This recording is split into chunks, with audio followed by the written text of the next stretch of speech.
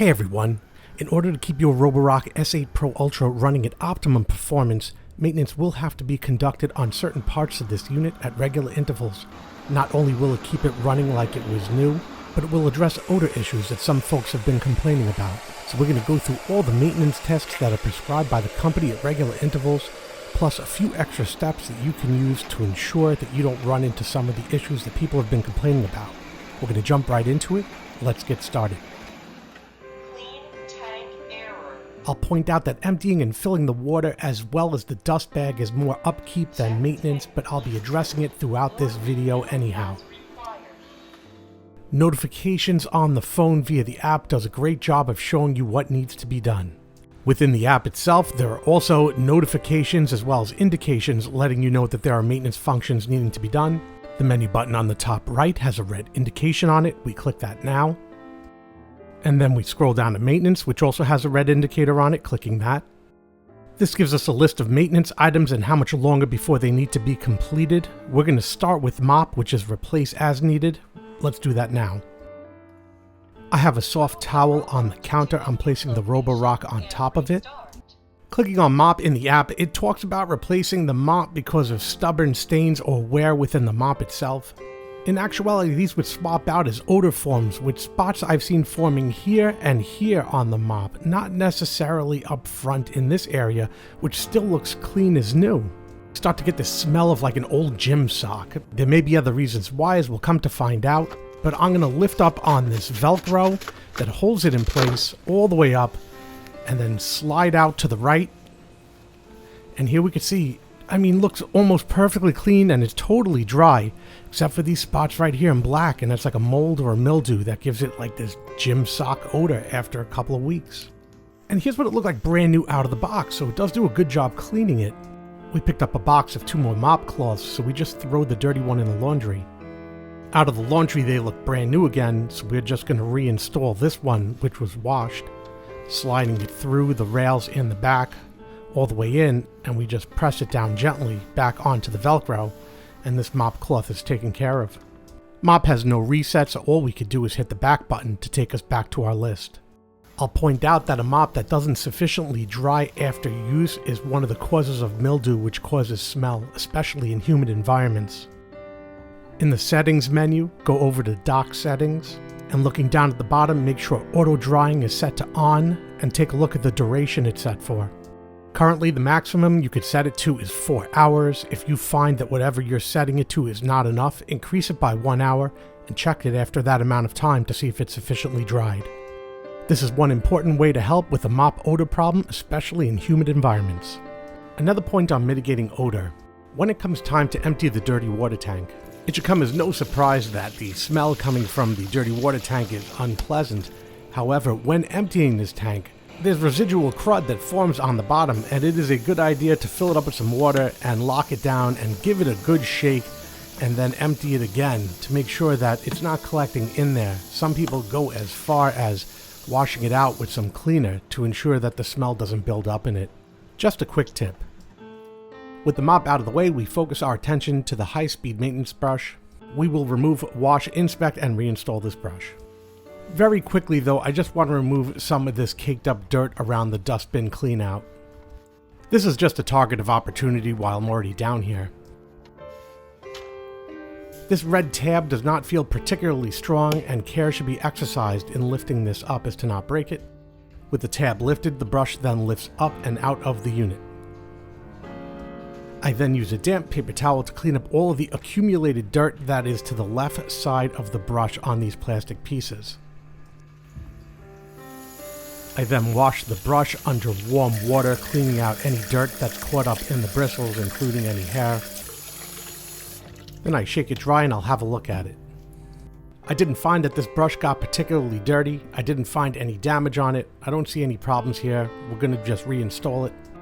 There is a 6-sided white end and a 4-sided black end. It will be installed with the 6-sided black end pointing towards the rear of the unit. The brush will then seat perfectly in this fitting. The red holder will then very carefully be snapped down into position. With that task completed, in the sub-menu of the high-speed maintenance brush, we can now click Reset, and then click OK. and then back onto our next task. And that's going to be the water filter for our dirty water pump. We select that now, and it says that this should be rinsed out once a month. We may find this should be done sooner. A prime source of odors will come to find. A plastic tab on the front right allows for the easy lifting and removal of the filter from the dock. This is probably one of the most unpleasant cleaning events of the whole maintenance activity. A lot of residual nastiness under the filter is cleaned out with a clean paper towel. I'll tell you that the smell here is most unpleasant and probably contributes to a lot of the odor problems. Here we have the filter unit, which is a coarse and fine membrane filter under it, and we can see it's impacted. And wow, this is like really nasty stuff we're talking about here. And it smells, and it probably contributes not only to the smell around the machine, but also the ability for the brush to clean properly, contributing to the mop issues that some people may have with that smell.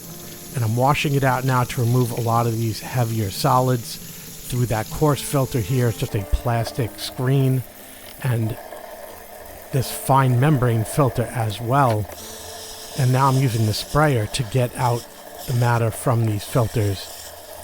I feel as though if this can't drain quickly, a lot of this nastiness gets stuck in the mop even after cleaning, contributing to the mildew and odor. Even after that washing, I can see the membrane filter is still plugged with grease and dirt. So what I'm going to do is use some dish soap like Palmolive and just very gently rub both sides with my fingers. And I can see the dirt coming out because I see the discoloration, causing some suds to form. That looks nice. And then I wash it out. And as I wash it out, it's now looking crystal clear. So the inability to drain properly or quick enough could allow all that bacteria back onto the mop as it grows there, causing that stink to form on the mop. And that's probably a key issue as to why that's happening. And this should probably be serviced more often than recommended.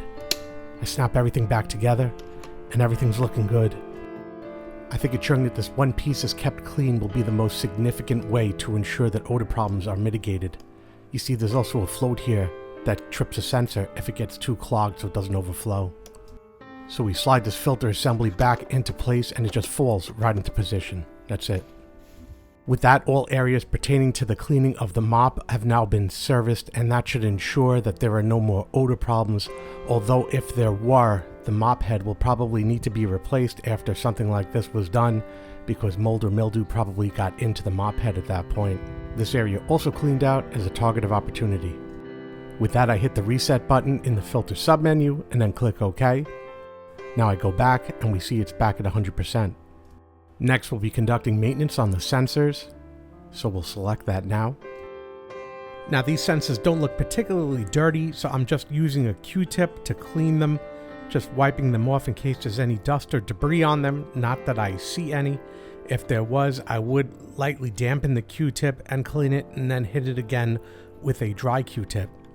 The telephone provides a diagram of where all these sensors are located. I've posted a picture of this in the top right corner. There's also one way down here up front. It's circular. Sensors here on both sides of the front, as well as the middle. I'll point out that in this video, I forgot to do the one on the bottom. I realized that during editing, came back and fixed that.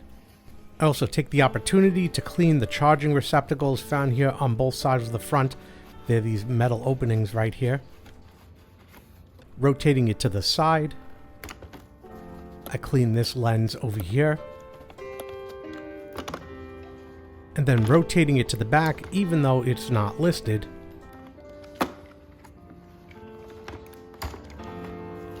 I clean this glass lens right here. Having finished the sensor cleaning tasks, I now hit the reset button, and then I click OK, and we'll go back to our maintenance list.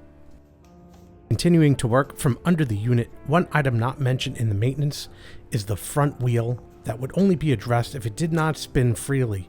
But if this wheel wasn't spinning freely, it could be very gently pried out with a screwdriver, like so, and then check for hair or debris that were tangled up in between these 2 points here and cleaned out. This one obviously is not. This is just a demonstration. And I could actually take this wheel that's clean and just pop it right back in, snapping it into place. Moving on to the side brush now, I have 78% left, but I'll demonstrate it anyway. Bristles soften over time, replace after 200 hours of use. A small Phillips screwdriver is used to loosen the screws securing in the brush. The screw does not come out of the brush. The whole assembly lifts up at once, and we could see that there's no debris under there. The brush does warp and deform a bit under use. There's a way to straighten this out with heat, but I'm not going to show that in this video. But we don't see anything here in this area, and there is a brush here on the side that captures debris. I clean up that brush now, and I think that brush is intended to stop debris from getting under this brush, which I have seen on a lot of other vacuums, so that's a good idea. We're not replacing this brush, so I rotate it till it locks into position, and using the screwdriver, I snug the screw back down. I won't be resetting the side brush since I haven't replaced it, so I'm just going to hit the back button. Now I'll be making my way to the main brush, and even though there's 85% left, we'll see that it does need maintenance more often than that. That 85% talks about replacement, but we'll see the kind of cleaning that it needs. Squeezing in these two locks allows this bracket to be removed, exposing the brushes, at which point they can be lifted right out, and as we lift it we can see all that hair on the side. A slight twist allows the end to be removed, but we could see that hair all bunched up. The hair and string and whatnot is easily removed once this piece is removed from the roller. So I remove it now from both sides. And now I put the roller back in with a slight twist to lock it in. The other side is no different. Twisting and removing that, there's a lot less hair in this side, but I remove what's there and reinsert it and twist it. The next roller comes out and we see the same thing again. Twist it, remove whatever hair or string or whatnot is bunched up. We can see a whole lot of string or yarn or whatnot got caught up in here, and now that's gone. Remembering anything that's going to cause resistance is going to cause increased consumption for the battery, so it's good to keep these things rolling as free as possible. Spinning nicely now, I'll put both rollers off to the side, flipping our unit around. As a consequence of working with a mop and vacuum, dust and moisture can collect and cake up in this area here. So what I'm going to do is I'm just going to take a damp cloth and clean up all this accumulated dust. It's not really bad, it doesn't stick to anything. Just give it some cleaning to remove all of it. I rotate it around to clean everything right up into the air box that we see there in white, and we're good. And there's no reason these rollers can't be washed. They're made of silicone. Just make sure they're dry before reinstalling, which I place back in. They're color coded and shape coded, looking like new. I drop the bracket back over and lock it in position. Since I haven't replaced the rollers, I'm just going to hit the back button, taking us back to our maintenance list. Next, we'll be looking at the debris filter that's on the unit itself. And while mine has 104 hours remaining until next service, we'll see that keeping it clean is the single best way to maintain the overall efficiency of this vacuum cleaner. Flipping it back right side up, I give it a quick dusting off with a microfiber towel, and I lift up that front cover, exposing the filter element basket. Squeezing these two pieces, I lift the filter out, and we could see that area that I had cleaned up to from the bottom when I used the damp rag a couple minutes ago. So everything's looking good. Working with the filter basket now, I push against the red triangle to open up the door, exposing the filter, which I pull straight out of the unit. The basket itself doesn't look too bad. It seems to be emptying correctly on the docking station, so no obstruction issues. The filter at the middle, we can see, is over a third impacted, so this is definitely reducing overall efficiency of the unit. So we're going to wash it here in the sink. Washing it from the back at low pressure is not going to remove the dust. Ideally, this is how you'd want to do it for all practical purposes. We're going to have to wash it like this, and we can see all that dirt coming out. We can see the color change as the dirt is removed, so this works well. And then what I'm going to do is use the sprayer on my sink to then wash it further and push the dirt out from the back. That filter cleaned up really nice, like new, after just a minute or so of washing. I figured I might as well wash this container too. This wasn't too bad, but I gave it a quick rinse, and we'll leave both of these to dry overnight. Reinsert our clean and dried filter back into our clean and dried basket, pushing the top cover shut with a snap. We then place that basket back into our unit. Dustbin installed. And close the top flap. and we push back as there's nothing to reset. We're not replacing anything. We immediately go to dust bag, our last one on the list.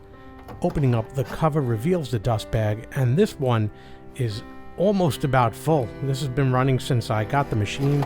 We're gonna lift it out, and that thing is heavy. And let me tell you, when we had the Roomba, dust bags were expensive. Looking at $5.66 a piece here on the offerings from Roomba. Roborock is simply twice as much for twice the price. They were so expensive that we used to get the reusable bags back then. You can find competitively priced aftermarket bags with varying degrees of success on Amazon. A final note on dirt collection: if you've noticed a problem with this dustbin not being able to empty when you opened it up to remove the filter, or had trouble doing so, or made strange noises, this piece can be lifted off for inspection. Not easy to show on camera, but with a light I could see clear through to the other side and find any obstruction that might be in this piece. Same thing applies for here at the base where it connects to. Looking up with a flashlight would reveal any obstruction, and this can be placed right back on and snapped into position when completed. And that concludes this video on the general maintenance of the Roborock S8 Pro Ultra for performance and odor control. I hope you found this video enjoyable, entertaining, and informative. Do me a favor, hit that like button down below, helps me out a lot when you do, and hit that subscribe button for more videos like this when they come out. When the next video in the series comes out, a link will be posted in the top right corner. Again, I hope you enjoyed this video. Thanks for watching. Thanks for watching. Would you like to reply?